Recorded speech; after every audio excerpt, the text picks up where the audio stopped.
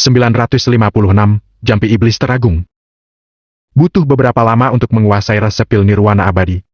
Kemudian, dia mengeluarkan 3 batu roh dan menyuntikkan informasi ke dalamnya.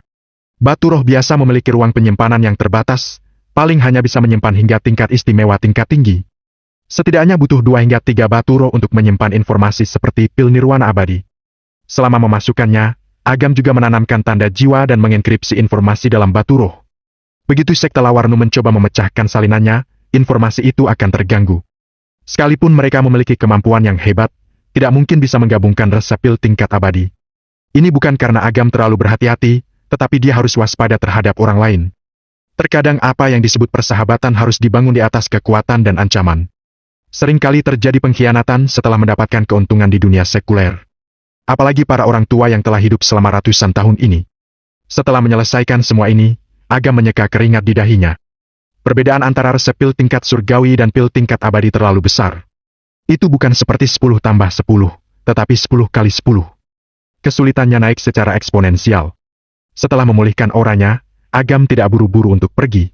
Sebaliknya, dia mencari rahasia tertinggi tingkat istimewa dari penyimpanan semesta lagi, Jampi Iblis Teragung. Rahasia ini berelemen spiritual. Jurus ini dapat menggunakan spiritual untuk memberkati langit dan bumi, juga menghalangi dewa iblis di dunia. Serangan mage sebelumnya membuat Agam waspada. Menurut kata-kata mage itu, dia memiliki pasangan bernama Yose. Hanya dia sendiri saja sudah bisa menjebak Agam dalam mimpi untuk waktu yang singkat. Jika mereka berdua menyerang pada saat yang sama, Agam tidak dapat memprediksi efek seperti apa yang akan ditimbulkannya. Terlebih lagi, mage dan Yose dari klan Restan Surgawi. Bagaimana dengan klan Coven? Agam memperkirakan setidaknya ada 4 petapa agung alam kemuliaan yang dikirim oleh 2 klan tersembunyi. Hanya Mage dan Yose berdua saja sudah bisa menahan Agam.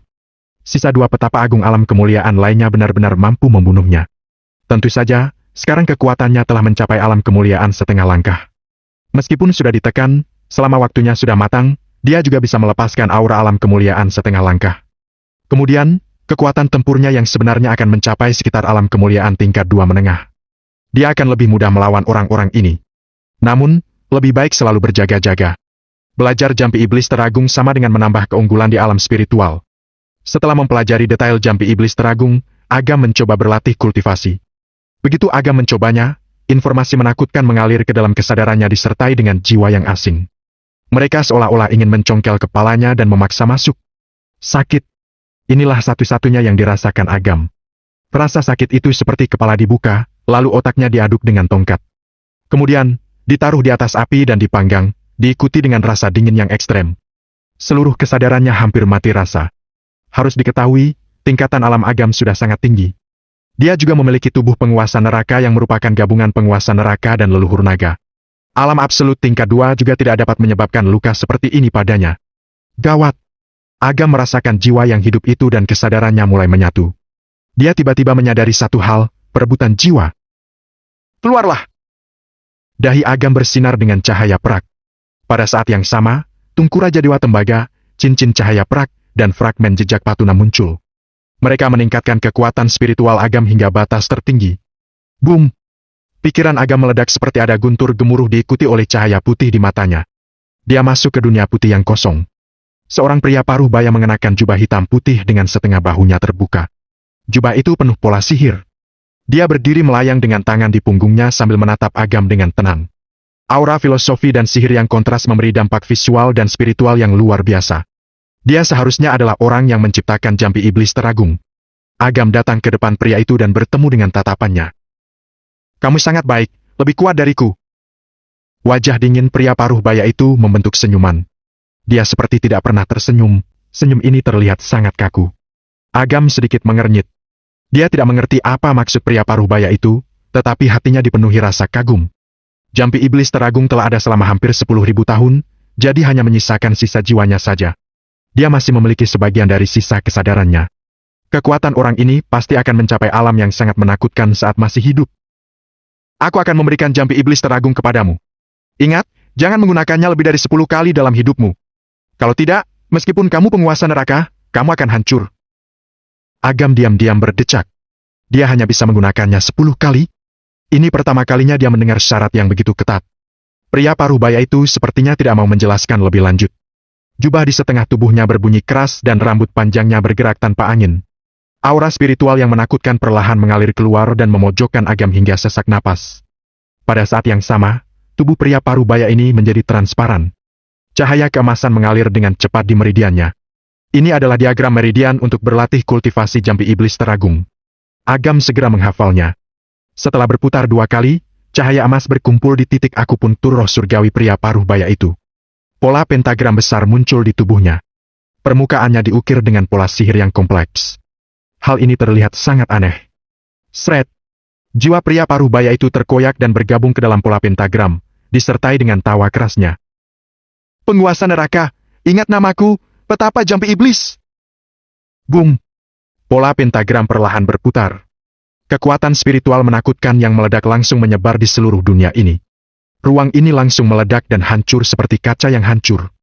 Menghadapi dunia kecil yang runtuh, Agam tidak panik dan membiarkan dirinya ditelan oleh kekuatan spiritual yang menakutkan. Setelah beberapa lama, Agam membuka matanya dan sedikit mengernyit. Orang itu tahu identitasnya? Setelah berulang kali memikirkan apa yang dikatakan petapa jampi iblis, Agam tetap tidak mengerti artinya. Lupakan saja. Agam menggelengkan kepalanya dan tidak memikirkan hal ini untuk sementara. Dia sekali lagi memasuki lautan kesadaran dan menyadari ada sisa jiwa petapa jampi iblis yang sebelumnya terkoyak. Sisa jiwa itu dilapisi dengan lapisan tipis pola pentagram di atas lautan kesadaran. Sejumlah informasi memberitahu Agam, setiap kali dia menggunakan jampi iblis teragung, lapisan itu akan menipis. Setelah 10 kali, lapisan itu akan hilang. Jika dia menggunakannya lagi, itu akan mengguncang fondasi kesadarannya. Tidak heran jika Agam hanya bisa menggunakannya 10 kali dalam hidupnya. Jika bukan karena perlindungan pola pentagram, Agam tidak akan berani menggunakannya meskipun dia sudah menguasai jampi iblis teragung. Menekan rasa hormatnya terhadap petapa jampi iblis, Agam mencoba mengedarkan meridian di tubuhnya dan mengumpulkannya di titik akupuntur roh surgawi. Saat pola pentagram akan segera terbentuk, Agam menarik kekuatan spiritualnya. Hanya ada 10 kesempatan, jadi tidak bisa disia-siakan semudah itu. Meskipun kekuatan jampi iblis teragung belum dikeluarkan, Agam sudah kagum. Dapat dikatakan kekuatan jampi iblis teragung jauh melebihi perkiraannya. Kalau aku bertemu Mage sekarang, aku bisa menggunakan kekuatan kultivasi alam kemuliaan setengah langkah dipadukan dengan tungku Raja Dewa Tembaga dan cincin cahaya emas. Kemudian, aku akan menggunakan fragmen jejak patuna untuk meningkatkan efek jampi iblis teragung. Sekalipun tubuh aslinya yang datang, mungkin malah dia yang kena. Kalau aku sudah mencapai alam kemuliaan dan menggunakannya bersama dengan tubuh penguasa neraka, cekaka, aku khawatir semua orang di bawah alam kemuliaan tingkat 3 akan hancur. Agam diam-diam menghela napas penuh emosi.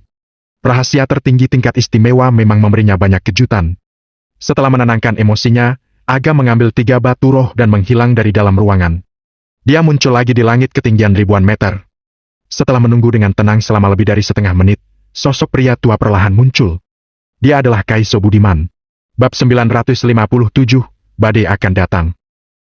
Kak Kaiso, untuk memenuhi perjanjian, ini adalah resep pil nirwana abadi.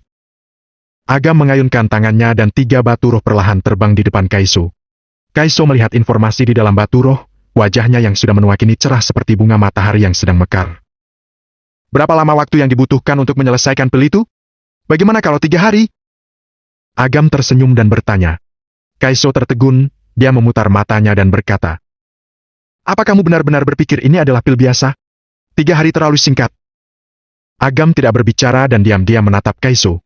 Kaiso berhenti, menatap Agam dalam-dalam dan berkata, dasar bocah, kamu benar-benar memaksa. Ya sudahlah, 3 hari ya 3 hari. Baru setelah itu Agam tersenyum dan berkata, Kak, aku ingin mencari sebuah harta karun. Apa kamu tahu bagaimana caranya? Haha, kamu bertanya pada orang yang tepat. Sekte Lawarnu punya berbagai koneksi. Meskipun kamu ingin menemukan harta karun tertinggi, aku dapat menemukannya untukmu. Kaiso tertawa. Aku butuh sebuah manik mantra angan, kata Agam sambil tertawa ringan. Karena klan Malam Guntur dapat membakar formasi teleportasi di dalamnya, teknik Feng Shui ilahi istimewa yang disembunyikan penyimpanan semesta bahkan lebih menakjubkan. Ah! Senyum Kaiso langsung menjadi kaku. Nak, untuk apa kamu menginginkan benda itu? Kaiso memandang Agam dengan penuh arti dan berkata, benda itu hanya ada di alam hari dan belum pernah disebarluaskan. Kalau kamu ingin mendapatkannya, aku khawatir. Sebagai kompensasi, aku akan memberi tambahan 2 buku resep pil tingkat istimewa, pil pembersih, dan pil keberuntungan. Bagaimana?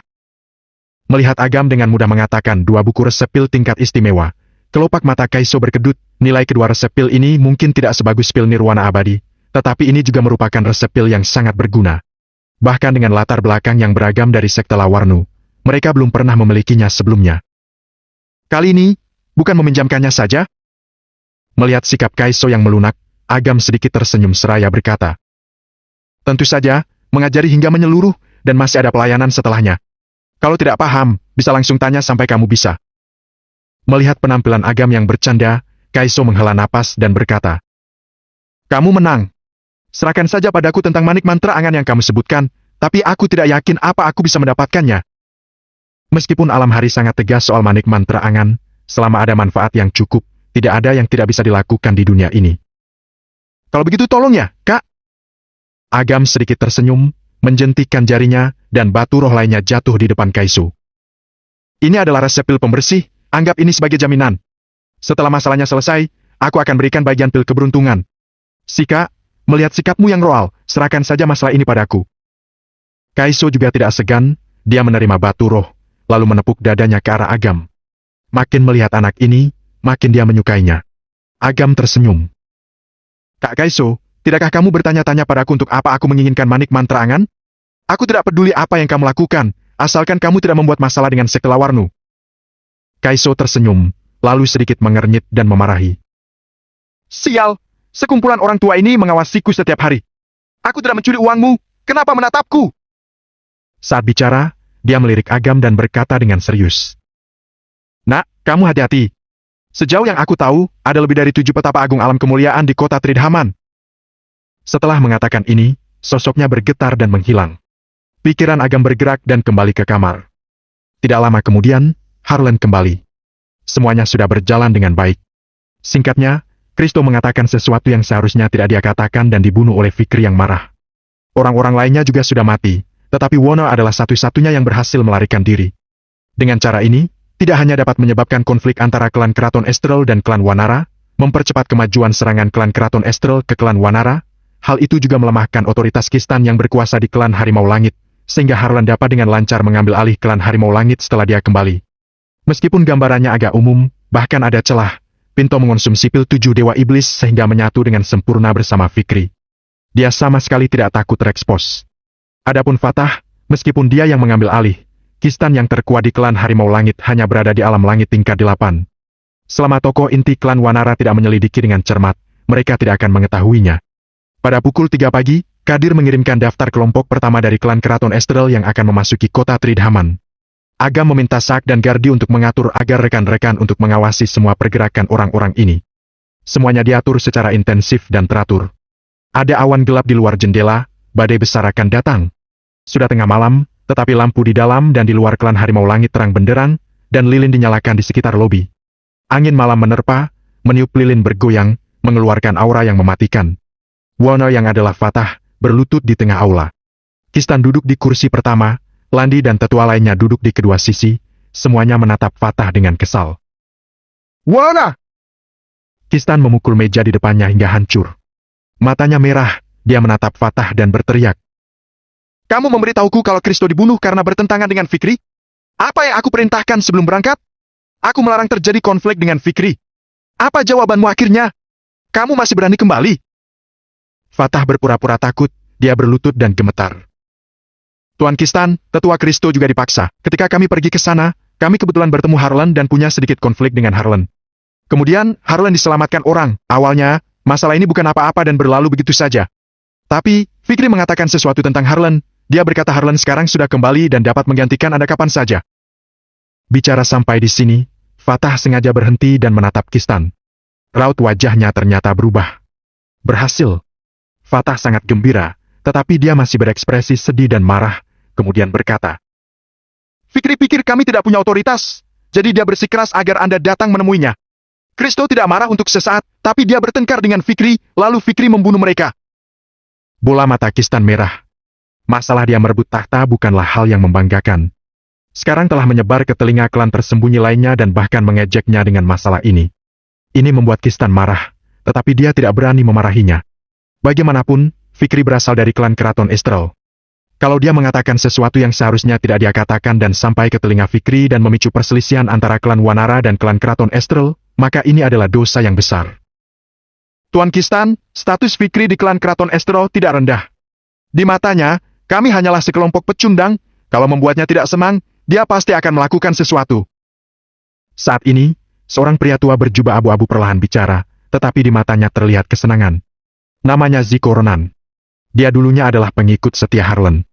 Ketika Kistan mengancamnya dengan keluarganya, dia mengkhianati Harlan. Dia telah sabar selama ini. Sekarang, melihat Kristo dan lainnya meninggal, hatinya tentu senang. Tetua Ziko, menurutmu apa yang harus dilakukan tentang ini? Kistan melirik dan mencibir. Ini adalah tugas yang diberikan kepada kita oleh klan Wanara. Sekarang kita telah gagal, bagaimana kita harus menjelaskannya ke klan Wanara? Katakan yang sebenarnya. Kata Ziko dengan acuh tak acuh. Wajah Landi berubah dan dia berkata dengan marah. Apa maksudmu dengan itu? Apa maksudmu dengan mengatakan yang sebenarnya? Kalau klan Wanara menyulitkan kita, memangnya kita sanggup menanggungnya? Ziko, apa karena mendengar pengkhianat itu kembali, kamu menjadi tidak setia? Sengaja membuat kita semua mati.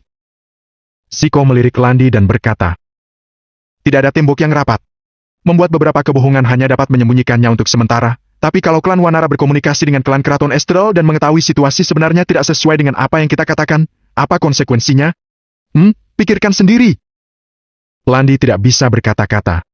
Kekuatan klan Wanara berada di luar imajinasi mereka. Jika mereka menipu klan Wanara, klan mereka harus bersiap untuk dimusnahkan. Para tetua saling memandang dan seorang tetua berkata kepada Kistan. Tuan Kistan, apa yang dikatakan tetua Ziko sangat benar. Aku pikir kita harus mengatakan yang sebenarnya. Lebih baik dihukum daripada dimusnahkan. Ya, Tuan Kistan, ini sudah menjadi masalah hidup dan mati klan Harimau Langit. Tolong Anda pikirkan baik-baik. Yang lain juga buru-buru menyahut. Jika klan Wanara dalam masalah, tidak ada dari mereka yang bisa melarikan diri. Kistan mengetuk jarinya di sandaran tangan dan mengerutkan kening. Terlepas dari apakah itu klan Wanara atau klan Keraton Estrel, mereka tidak seharusnya menyinggung. Jika tidak, memikirkan hal ini, Kistan memandang Fatah dengan tatapan tajam dan berkata, seseorang harus disalahkan atas masalah ini. Wauna, kamu bunuh dirimu sendiri. Bab 958, menghindar. Tidak, Tuan Kistan.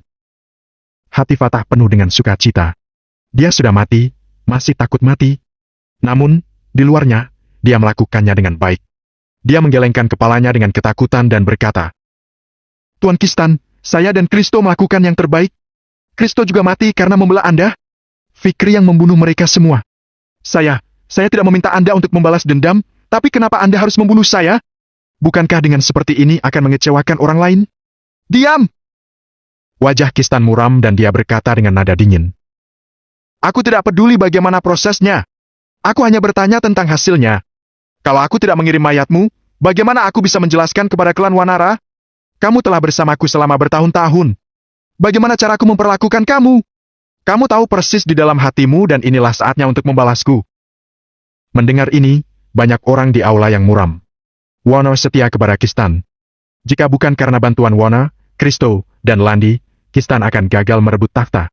Namun, sekarang setelah Kristo terbunuh, Kistan tidak hanya tidak ingin balas dendam, juga mengusir Wono. Meskipun mereka juga mengharapkan hasil ini, Kistan yang mengatakannya terus terang, bisa dibayangkan bahwa dia orang yang kejam. Hari ini dia bisa menjual Kristo dan Wono. Setelah itu, Fatah bisa melihat semua perubahan ekspresi orang-orang ini. Dia diam-diam mencibir. Melihat waktunya sudah matang, dia mengeluarkan selembar kertas dan berkata, Tuan Kistan, ini adalah jimat penyelamat hidup yang saya minta pada Fikri. Tolong ampuni nyawa saya. Fikri bersedia melindungimu? Kistan melirik isi kertas itu dan sedikit mengernyit. Suasana hati Tuan Muda Fikri berubah-ubah. Ketika dia melihat bahwa aku tulus mengakui kesalahan, dia berbelas kasihan dan menyelamatkan hidupku. Kata-kata Fatah cukup meyakinkan. Sesuatu yang seperti ini, tidak ada bisa menebaknya. Hidup dan mati semua tergantung suasana hatinya. Ketika tidak senang, membunuh Kristo dan lainnya. Ketika senang, bisa melepaskan Wono. Kistan menyipitkan mata dan berkata dengan senyum yang ramah. Karena Fikri telah menuliskan ini, maka kamu tidak perlu mati. Tapi, hukuman mati dapat dihindari, hukuman hidup sulit untuk dimaafkan. Setidaknya tunjukkan ketulusanmu kepada klan Wanara dan akui kesalahanmu. Saat berbicara, Kistan melambaikan tangannya dan berkata, Hei, serat dia ke bawah dan hukum dengan 100 tongkat? Ya, Beberapa orang datang dan mengepung Fatah. Fatah berseru. Tuan Kistan, pukulan 100 tongkat, kamu mau saya mati? Saya sudah mengorbankan nyawa untuk Anda. Mengapa Anda melakukan ini pada saya? Segera, Fatah diseret ke bawah dan suara pukulan tongkat bercampur jeritan bergema di klan Harimau Langit. Fatah sengaja berteriak begitu keras agar orang-orang itu tahu betapa kejamnya Kistan dan betapa tidak baiknya dia, sehingga membuka jalan bagi Harlan untuk merebut kekuasaan besok. Meskipun tongkat ini sakit ketika mengenai tubuhnya, bagi Fatah, dibandingkan dengan hukuman di dunia bawah, ini hanyalah pijatan. Mendengarkan teriakan Fatah, aula itu sunyi senyap.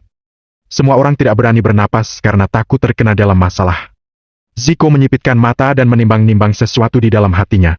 Pintau kembali ke klan perebut nyawa. Dia menyatu dengan tanda jiwa Fikri dan mendapatkan hampir semua ingatannya. Begitu sampai di depan pintu, dia bertemu dengan Mako yang sudah menunggu lebih awal. Pintau terbatuk, menepuk pundak Mako dan berkata, "Apa Tuan Gani ada di dalam kamar?" Mako kaget, itu adalah kode rahasia. Dia sudah menerima informasi bahwa Fikri berada di kelompok yang sama dengannya. Awalnya, dia tidak percaya, tetapi Fikri mengatakan kode rahasia begitu dia memasuki pintu, sehingga membuatnya senang sekaligus kesal. Untungnya, Fikri adalah seseorang yang dekat dengan Gani. Dengan adanya Fikri yang mendukung mereka akan jauh lebih aman. Yang dia inginkan adalah orang-orang seperti Fikri bisa berbalik melawan. Apalagi yang tidak bisa dilakukan Dewa Agung itu? Mempermainkan klan Wanara dan klan Keraton Esterel, tidak hanya kemampuan, nyalinya saja sudah membuat orang mengaguminya. Ada? Mako buru-buru menyimpan pikirannya dan berbisik. Tuan muda, seorang pria tua tadi datang. Dia masuk ke kamar Tuan Gani dan tampaknya punya status yang cukup tinggi. Berani bertanya? Keluar! Pinto berteriak marah dan menendang Mako. Pinto terbatuk dan melirik Mako. Mako segera mengerti, dia meraba pantatnya dan berpikir. Sial, kemampuan akting ini terlalu sia-sia kalau tidak digunakan pada film layar lebar. Pinto memilah ingatan Fikri dan melangkah masuk. Dia melihat Gani berjalan keluar bersama seorang pria tua. Fikri, aku memintamu untuk pergi bernegosiasi dengan klan Wanara, tapi aku dengar kamu membunuh mereka? Ekspresi Gani tidak terlihat baik ketika dia melihatnya. Tuan Gani, ini adalah sesuatu yang mustahil.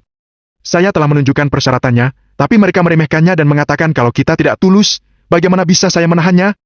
Jadi, di bawah amarah, saya membunuh mereka semua, tapi saya masih membiarkan satu orang hidup.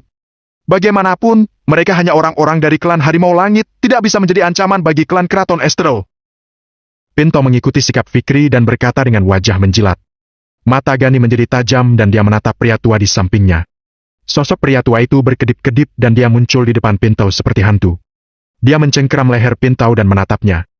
Pinto langsung merasakan kekuatan spiritual yang sangat besar terlepas dari tubuh pria tua itu, benar-benar mencapai alam absolut setengah langkah.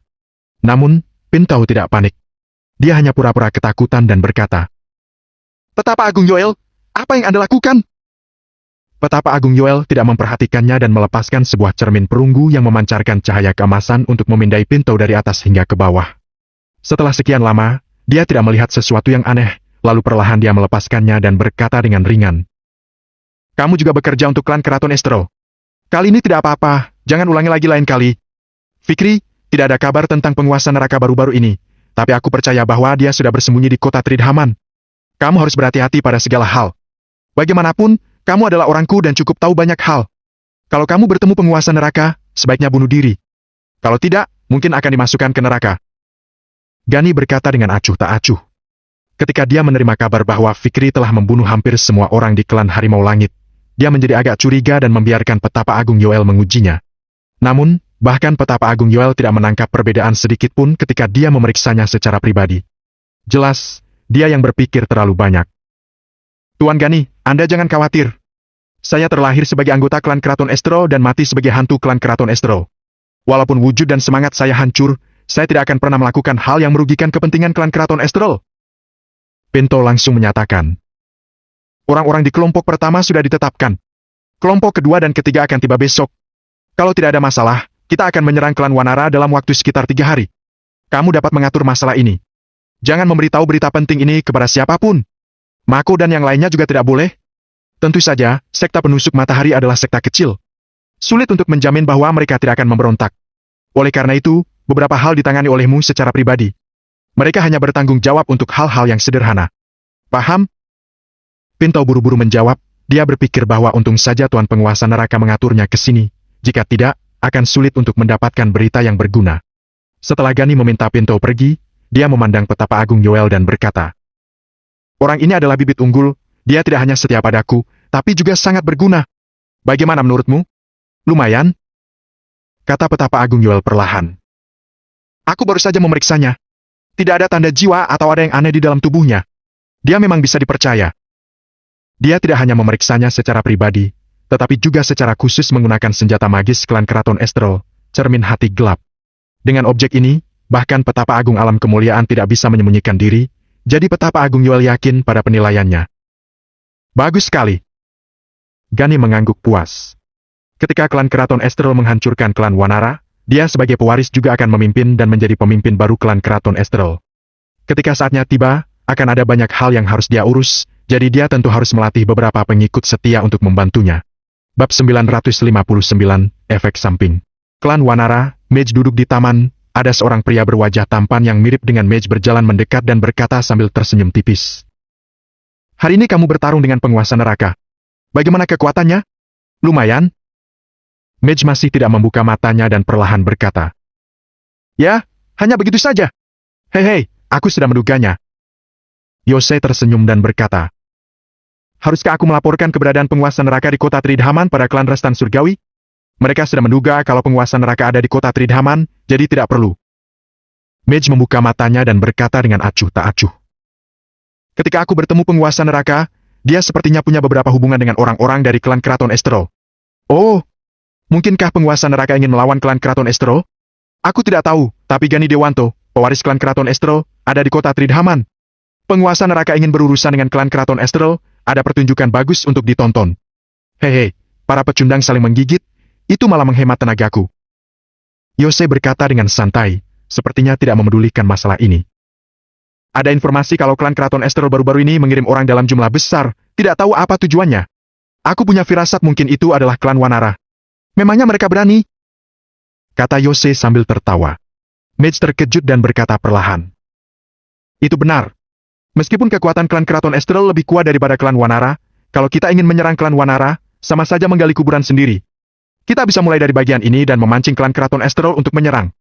Ada kita, ditambah klan Wanara dan formasi pelindung klan. Hei, mereka pasti bisa datang, tidak bisa pulang.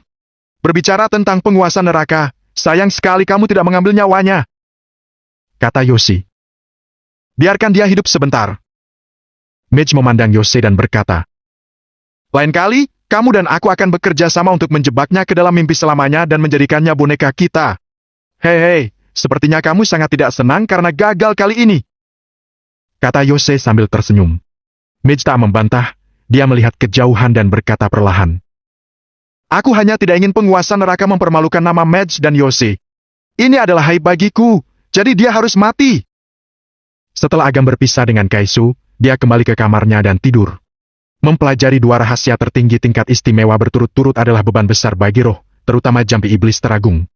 Benda ini terlalu tidak normal dan hampir menghabiskan 2/3 dari kekuatan spiritualnya. Jika dia tidak memulihkannya secepat mungkin, dia pasti akan menderita kerugian besar jika bertemu dengan petapa agung seperti Mage dan Yoshi. Meskipun Agam dapat dengan cepat memulihkan kekuatan spiritualnya dengan mengandalkan tungku Raja Dewa Tembaga, sama seperti makan, dia masih harus tidur. Jika tidak, sibuk siang dan malam, tubuhnya memang akan 2 kali lebih baik, tetapi pikirannya yang akan bermasalah. Agam tidur nyenyak. Dia juga memimpikan Citra. Entah mengapa, dia benar-benar bermimpi Citra hamil. Ketika Agam bangun, matahari mengenai tubuhnya. Dia duduk di tempat tidur dengan bingung dan menampar dirinya sendiri. Sial, mimpi macam apa itu? Mungkinkah itu adalah efek samping setelah menghadapi Mage? Agam berpikir yang tidak-tidak. Setelah mandi, dia melihat waktu.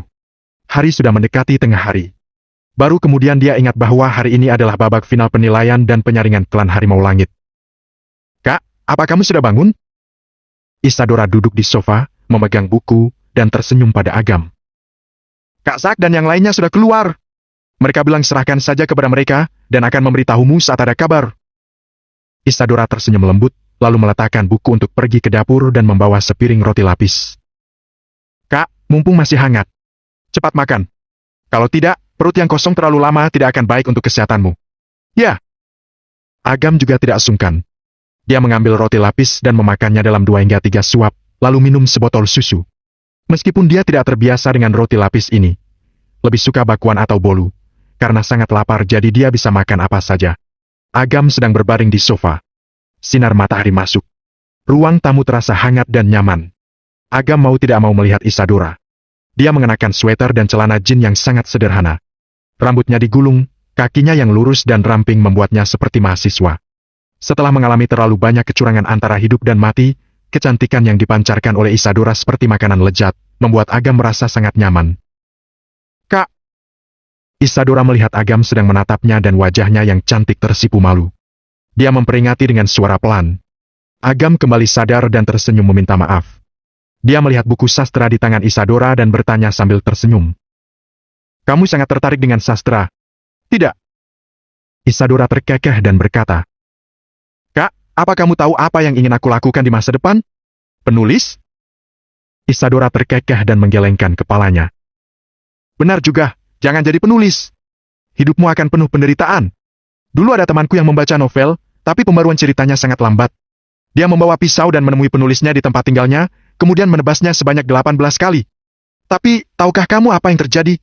Novel itu tidak dilanjutkan lagi, karena penulisnya menyadari lebih nyaman menjadi pengemis setelah kehilangan tangan dan kakinya." Kata Agam yang kemudian tertawa terbahak-bahak. Isadora tidak bisa menahan tawa dan berkata kepada Agam, "Kak, aku ingin mengambil departemen jurnalisme di masa depan. Aku pikir apa yang terjadi padaku pasti bukan contoh. Aku ingin matahari menyinari sudut yang gelap dengan usahaku sendiri. Menulis berita. Ini adalah profesi berisiko tinggi, tapi aku akan mendukungmu." Agam tersenyum. Dia akan mengatur perlindungan yang kuat untuk Isadora. Keselamatan Isadora tentu tidak akan menjadi masalah. "Bagaimana dengan nilaimu sekarang?" Tiba-tiba, Agam bertanya sambil tersenyum. "Aku melihat bahwa buku-bukumu sebelumnya masih ada dan beberapa di antaranya yang hampir rusak." "Cukup baik," kata Isadora dengan malu-malu. "Aku terus membaca selama 2 tahun terakhir, jadi bisa mengikutinya. Hanya saja tidak tahu apa aku bisa mendapatkan hasil ideal dalam ujian masuk perguruan tinggi tahun depan. 1 tahun terlalu lama." Agam menggelengkan kepalanya. Isadora berkedip dan tidak mengerti maksud Agam. Agam tidak menjelaskan apapun. Dia menghubungi Kevin. Dengan kekayaannya, tidak sulit untuk menghubungi kantor penerimaan murid Universitas Hurapan. Setelah mengetahui situasinya, Agam berterima kasih kepada Kevin. Kemudian, tersenyum pada Isadora yang tampak kebingungan dan berkata, "Aku sudah mengatur ujian khusus untukmu. Bagaimana kalau wawancara hari ini? Jika tidak ada kejadian di luar dugaan, Sak dan yang lainnya dapat menyelamatkan Risto setelah menyelesaikan ujian, lalu dirinya muncul untuk mengatasi Kistan dan lainnya. Begitu masalah Risto selesai, selanjutnya adalah mempersiapkan perang besar. Mengatur masalah Isadora sedini mungkin agar dirinya tidak terlalu khawatir." "Ah!"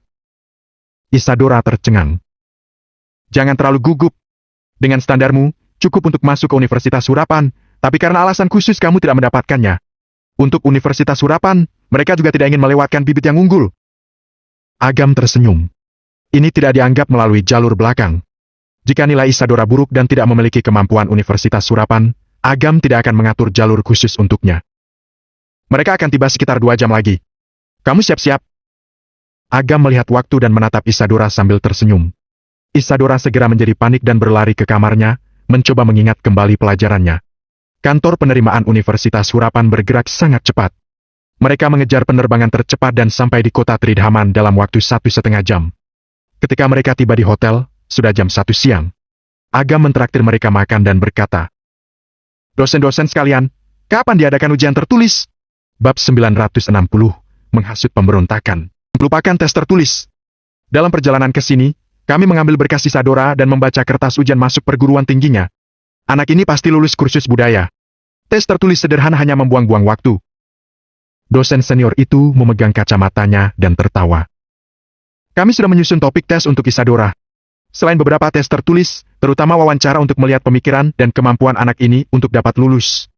Pak Agam, meskipun kamu punya hubungan yang baik dengan Pak Kevin, ini adalah masalah keadilan.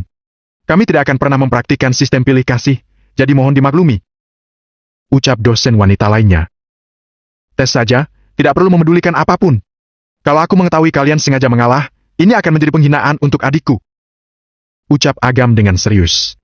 Beberapa dosen itu saling memandang dan diam-diam menghela napas lega. Ketika mereka pertama kali mendapat kabar itu, mereka masih bergumam di dalam hati mereka.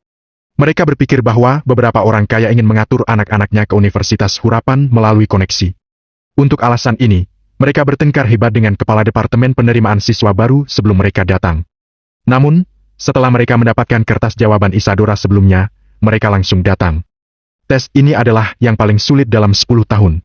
Isadora tidak hanya memenangkan posisi teratas, dia juga satu-satunya yang mendapat nilai penuh.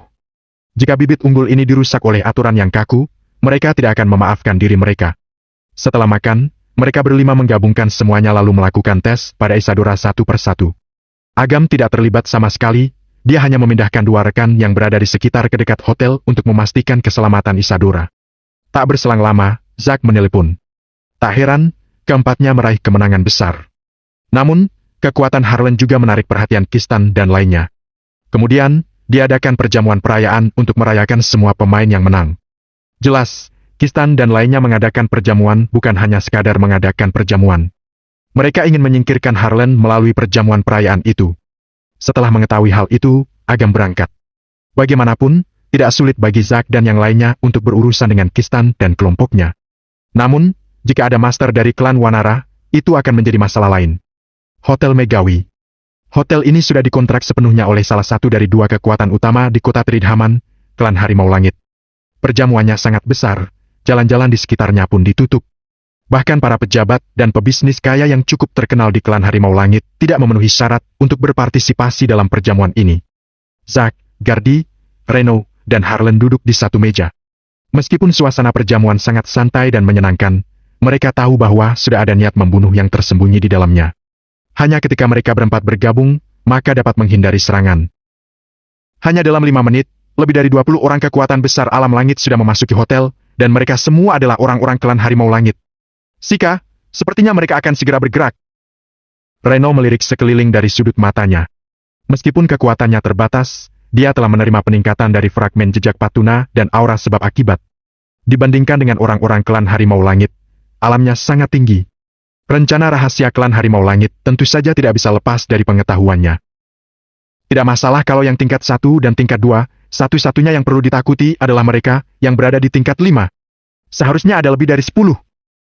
Gardi berkata dengan suara yang dalam, matanya penuh dengan niat bertarung. Reno menggelengkan kepalanya dan berkata, "Aku tidak peduli dengan orang-orang klan Harimau Langit. Satu-satunya yang aku takuti adalah para master dari klan Wanara. Kalau terjadi perkelahian, aku khawatir itu akan sangat merepotkan. Apalagi para kontestan ini tidak lemah. Begitu ada konflik, mereka mungkin akan berdiri di sisi klan Harimau Langit. Kalau kita memikirkan cara untuk membiarkan Kak Harlan merebut kekuasaan dan dengan lancar mewarisi posisi kepala keluarga klan Harimau Langit, itu akan menyelamatkan kita dari banyak masalah." Harlan tertegun dan berkata dengan senyum masam. "Sulit, pengikut setia yang mengkhianatiku berkhianat dan ada yang dibunuh. Mereka tidak akan mendukungku." "Belum tentu demikian," kata Reno sambil tersenyum. "Pak Agam sudah mengatur masalah ini lebih awal. Sekarang, ada orang-orang kita di klan Harimau Langit. Informasi itu sudah disampaikan kepada Pak Agam. Agaknya, dia sudah dalam perjalanan kemari. Kalaupun ada pertarungan, selama kita menunda hingga Pak Agam datang, maka semua krisis akan terselesaikan." Reno tersenyum, matanya dipenuhi kebanggaan dan keyakinan. Gardi dan Harlan juga mengangguk. Seseorang yang bahkan berani menggulingkan klan Wanara, mengapa harus khawatir pada klan kecil seperti klan Harimau Langit yang berada di bawah mereka? "Jangan makan terlalu banyak." Ketika Reno melihat bagaimana Zack makan, dia terus memasukkan daging ke dalam mulutnya. Dia bahkan tidak memiliki kesempatan untuk berbicara. "Tahu apa kamu? Kalau sekarang tidak makan banyak, memangnya kamu bisa makan ketika bertarung nanti? Selain itu, kalau tidak makan, bagaimana bisa punya tenaga untuk bertarung?" Zack memutar matanya. Reno dan Gardi saling memandang. Mereka merasa masuk akal jadi segera bergabung untuk makan. Situasi di sini dilihat oleh orang-orang klan Harimau Langit. "Hah, benar-benar sekelompok hantu kelaparan. Orang seperti ini bukanlah ancaman bagi klan Harimau Langit. Kekuatan Harlan sudah membaik. Namun, dibandingkan dengan Tuan Kistan, dia masih jauh lebih buruk. Dia juga cari mati dengan kembali kali ini." Landi dan yang lainnya berkata dengan terus terang. Mereka adalah orang pertama yang mengkhianati Harlan, tangan mereka juga ternoda dengan banyak nyawa dari pendukung Harlan. Setelah Harlan kembali ke klan Harimau Langit, mereka akan menjadi orang pertama yang diatasi. Ziko menyipitkan mata dan tidak mengatakan apa-apa. Dia melirik Fatah di tempat lain dan berjalan dengan senyum di wajahnya. Bagaimana? Bagaimana pemulihannya? Ziko bertanya sambil tersenyum. Fatah tersenyum dan menggelengkan kepalanya. Dia menatap Ziko dan bertanya, "Apa pendapatmu tentang kembalinya Tuan Harlan? Apa yang bisa aku katakan? Hanyalah seorang pengkhianat. Malam ini, dia tidak akan selamat." Ziko menggelengkan kepalanya sambil tersenyum dan berkata sambil menghela napas panjang. "Bagaimanapun, selalu ada pengecualian untuk semuanya. Bagaimana menurutmu?" Bertemu dengan mata Ziko yang bercanda, Fatah menyipitkan mata. Dia hidup jauh lebih lama dari Ziko dan langsung tahu maksud Ziko. "Harlan termasuk seorang pemimpin yang baik," kata Fatah dengan sedikit senyum. "Setidaknya, dibandingkan dengan bajingan Kistan itu, dia jauh lebih bijaksana." Ziko memandang Fatah dengan terkejut dan berkata sambil tersenyum. "Sepertinya pukulan 100 tongkat itu mengenai jantungmu kemarin. Kuberitahu, ada banyak orang yang membenci cara Kistan yang semena-mena dan kejam. Apa menurutmu mereka dihukum mati atau hidup? Kalau mereka benar-benar berpikir demikian, itu akan menjadi jasa yang besar." Fatah tersenyum dan berkata, "Percayalah, itu mungkin keputusan paling benar yang pernah mereka buat. Jika orang-orang itu mengikuti Kistan, itu sama saja menunggu mereka mendapatkan hukuman di dunia bawah. Fatah memiliki hak bicara dalam hal ini. Sebaliknya, mereka tidak hanya tidak akan mati, tetapi mereka juga akan mendapatkan kesempatan besar. Semua ini hanya tergantung pada pikiran mereka." "Bagus sekali." Ziko tahu maksud dari perkataan Fatah. Dia tersenyum sambil berkata, "Karena Tuan Harlan telah kembali, pasti Kistan tidak akan membiarkannya. Bagaimana kalau keadaannya berubah? Sama seperti 10 tahun yang lalu. Kalau kamu butuh bantuanku, katakan saja." Fatah tersenyum. Dia tahu bahwa seseorang akan mencarinya. Pukulan 100 tongkat kemarin tidak sia-sia. Ziko mengangguk. Untuk mencegah agar Landi dan yang lainnya tidak curiga, dia berbalik dan pergi untuk bertemu tetua lainnya. Sebuah pemberontakan 10 tahun yang direncanakan akan segera dimulai. Klan Harimau Langit akan berubah.